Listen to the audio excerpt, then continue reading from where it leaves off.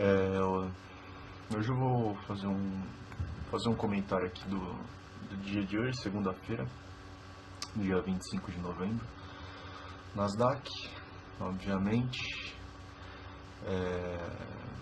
foi uma sessão muito interessante, que deu uma oportunidade ali bem clara.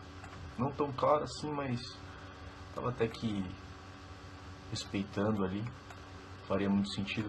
Então, a gente tem um 4 horas aqui ainda bullish, né? Então a gente fez essa movimentação, ele foi para a região aqui discount da perna do 4 horas e começou a criar esse fluxo, né? Aqui nessa sessão a gente já vê que ele está numa região premium da leg, né? Então é válido você buscar algumas correções dependendo de como o preço demonstra e tal, né? Mas a gente ainda tem esse order flow, né?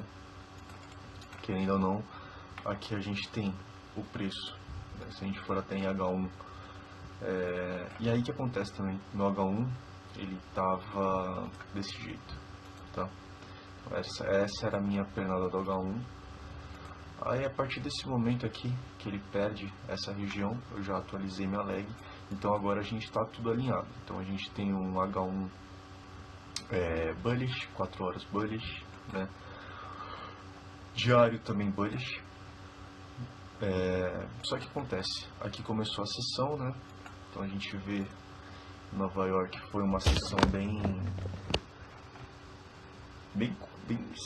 lateral e praticamente não deu nenhuma movimentação, porque teve uma sessão que andou 90 pontos em comparação a esses dias que estava andando 300 e poucos, aqui 300, né? Então a gente tem mesmo até esse dia aqui que foi um dia mais fraco, ele andou 250, então foi uma sessão bem fraca do asiático. E aí teve a abertura, cadê? 11h30, aqui ó, aqui foi a abertura. Então o preço abriu, né? Deixa eu ir no M1 que estava bem mais nítido, né? Então o preço ele abriu, deu essa agressividade. Nesse momento o preço ele estava mitigando aqui essa região aqui, né, do 5, né, e ele gera uma quebra. Então seria até válido, né, buscar um novo realinhamento aqui para dar uma quantidade compradora, que afinal a gente tem um order flow bullish, né, aqui do 15, de uma hora, né, por mais que a gente esteja numa precificação do 4 horas premium, então é válido buscar venda nas regiões premium, né, a gente tem todo um order flow aí comprador, então é mais fácil você buscar compras, né? Isso que acontece, o preço ele mitiga essa região, tá? Ele mitiga bem aqui próximo à abertura, né? Então aqui foi a abertura, o preço já cai, toca e gera essa quebra. Então eu queria ver um novo realinhamento para dar continuidade até, às vezes nessa demanda o preço se alinha, né? Só que acontece que o preço ele só varou, né? Só que acontece quando ele já gera essa quebra aqui, ele já perde esse cenário bullish, né? Então aqui a gente tem o A-shape, né, que é o oposto do V-shape, né? Então que é quando o preço ele, mesma coisa, ele vai com uma força e ele devolve às vezes mais ou às vezes até igual, mas nesse caso foi bem mais, então ele devolve mais com a mesma proporção, né? Então você vê que aqui ele demorou 11 minutos para subir e ele em 10 minutos ele ultrapassa essa região, né? Então aqui a gente tem essa primeira quebra e também tem essa quebra aqui. Então o preço ele já realinhou vendedor, né? Então ele tem essa região de oferta, né?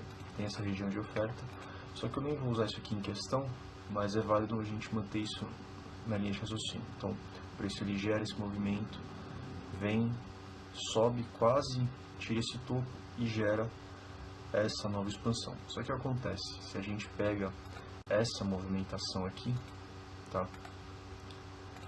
Então esse topo e esse fundo, a gente percebe que o preço ele não renova a lower, tá vendo? E ele vai, tudo isso aqui é um movimento interno, né? Se a gente parar para ver, você vê que o preço ele fica entre esta demanda, entre esta oferta e esta demanda, entendeu? Só que este fundo, este topo, ele gera esse fundo, só que não tem alvo, não tem indução aqui, né? Então, o que seria uma indução? O preço ele vem, ele faz isso aqui, gera mais um topo menor, quebra, e aí sim você teria a indução para o preço vir retornar, mitigar e realinhar. Então, aquele cenário, quando não tem indução, né, muitas vezes a própria região vira a indução, né? Então, o que acontece? O preço ele gera esse movimento e ele fica nessa lateralização. Nesse melhor cenário, é sempre bom esperar algum consumo de liquidez. Então, aqui seria o primeiro topo, tá? Um topo aqui, praticamente um topo duplo aqui, né? Claro que assim, se para pensar, se fala, pô, o preço ele consumiu aqui, mitigou aqui, tudo isso aqui é liquidez interna dessa leg, dessa aqui, tá? Liquidez interna. E você pode ver que ele não gera um aumento, né? Então ele sobe, olha como ele sobe o corretivo, dá essa pancada, sobe o corretivo e tal, e que ele vem criando outro order flow, né? Então é muito mais provável que essas regiões fossem consumidas, ou tem vezes até que ele consome até essa própria oferta aqui. Às vezes o preço vem aqui nessa região, mitiga essa oferta aqui, e aí ele faz o realinhamento, né? Então, enfim, aí o preço ele vem aqui nesse fluxo cansado, tira e olha essa entrada de momento e agressividade, tá? Então, a partir desse momento já tem um sweep de liquidez, que foi o sweep. A partir do momento que ele perde essa demanda, né? Quando ele perde essa demanda, eu quero ver o que ele vai fazer, né? Porque ele perde aqui, eu gostaria de ver o preço retornar nessa região e realinhar aqui, né? Só que nem sempre o Nasdaq vai, então eu vou continuar de olho. Aí eu vejo isso aqui, por enquanto o preço ele não retorna, não faz nada. Nesta vela, ele também quebra este fundo aqui. No momento que ele quebra este fundo, de novo, eu quero ver o preço formar alguma região de oferta, né? Então aqui você pode ver que ele mitiga isso aqui, tá? Que aqui também é um sell, é um buy to sell, né, dos segundos, que do 1 minuto dá essa regiãozinha, que é uma coisa um pouco mais de detalhe mesmo, mas enfim, ele mitiga isso aqui e gera uma nova expansão. E aqui a gente tem a nossa região de oferta, tá? Porque ele toca aqui e gera de novo. Claro que se quer esperar indo mais uma confirmação aqui, você vê que o preço ele quebra aqui, né?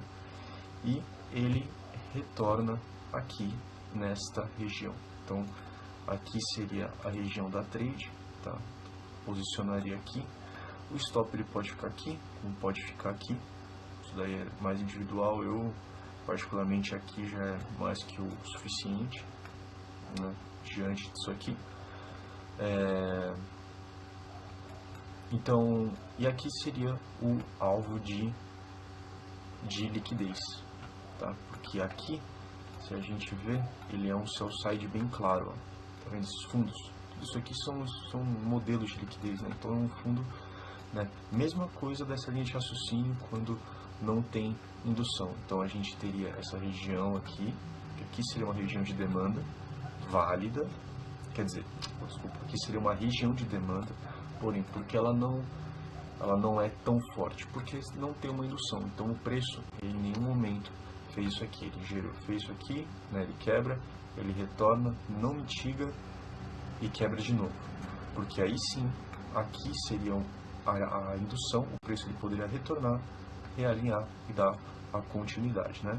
Então, como aqui não tem indução, normalmente a própria região de demanda vira ali um modelo de liquidez, tá? Então foi o que aconteceu. Eu visei isso aqui como um modelo de liquidez, né? Seria ali um sell side. Então aqui estaria o alvo. Tá? Então, primeira região de oferta, sweep, entrada de momento, confirma o fluxo, tem perda de demandas válidas, né? Já demonstrando, né, um order flow realignment, tá? Que é basicamente o realinhamento do order flow, né? Porque isso aqui ele já mostra para mim que a gente tem uma movimentação bearish e que diante do cenário de precificação do mid time frame, que seria 1 hora prêmio, mas principalmente do 4 horas prêmio e do diário prêmio também, ou seja, uma região que é boa para a gente buscar vendas, por mais que não vai buscar vendas muito longas, né? E outra coisa, o preço ele segura, vou ver aqui, acho que no H1 fica bem mais clean, ele segura nessa primeira região de oferta que gera todo essa agressividade, né? Então, o preço segura, né? Claro que assim, né, é mais difícil você executar uma venda aqui, porque é mais difícil executar uma venda aqui, porque você não aqui porque não tem nada muito claro, né? Quando o preço ele perde aqui essa demanda, talvez seria válido você esperar o preço retornar, mas você vê que ele não retorna, né? Ele só vai derretendo. Então a gente segue o que o preço está fazendo. Então é isso, o preço ele segura nessa oferta, gera essa impulsão bearish, já demonstrando que o order flow que estava bullish, pelo menos para fazer um trade ali intraday, é válido a gente já buscar vendas, tá? Por causa disso tudo isso aqui, perde essa demanda, quebra com o corpo. Então se a gente vai ali nos 5 minutos, ó, você vê como o preço ele quebra consistentemente com o corpo, né? Até no M15, ó, você vê que o preço ele, com essa vela ele quebra com o corpo, tá? Então essa foi uma trade de estudo, né? Que é sempre bom deixar claro que o intuito é sempre buscar as melhores oportunidades, aquilo que é correto durante o dia. Então o preço vai nesse fluxo cansado, sweepa essas highs no modelo de liquidez, entra momento, aqui ele realinha a primeira oferta que tem para ser mitigada, né? E olha que interessante como o mercado é fractal. Olha isso, impulsão, oferta, olha quanto o preço segura, tá? Porque é essa oferta que gera essa quebra, tá? Então o preço segura nessa oferta aqui tudo, tá? E mesma coisa aqui, ó, ele gera um momento, não dá oportunidade de capitalizar aqui em cima, ó, mesma coisa, ele não dá oportunidade de capitalizar aqui em cima, né? O preço ele não retorna aqui e realinha, né? Mesma coisa aqui, só que aqui uma visão maior, aqui uma visão um pouco mais apertada, mais micro, né? Então você vê que o preço ele não dá a oportunidade de vir aqui em cima, e a mesma coisa, ó, ele mitiga a região de oferta que gera quebra, ó, região de oferta que gera quebra, e ele fica enrolado depois que ele dá a movimentação, ó, mesma coisa, mitiga a região de oferta, fica enrolado depois da movimentação. Então o mercado ele é fractal, acontece todos os time frames, né? Então essa seria a trade aí do dia, né? Pelo menos dentro do meu operacional, aqui é onde fica mais clean, né? É isso.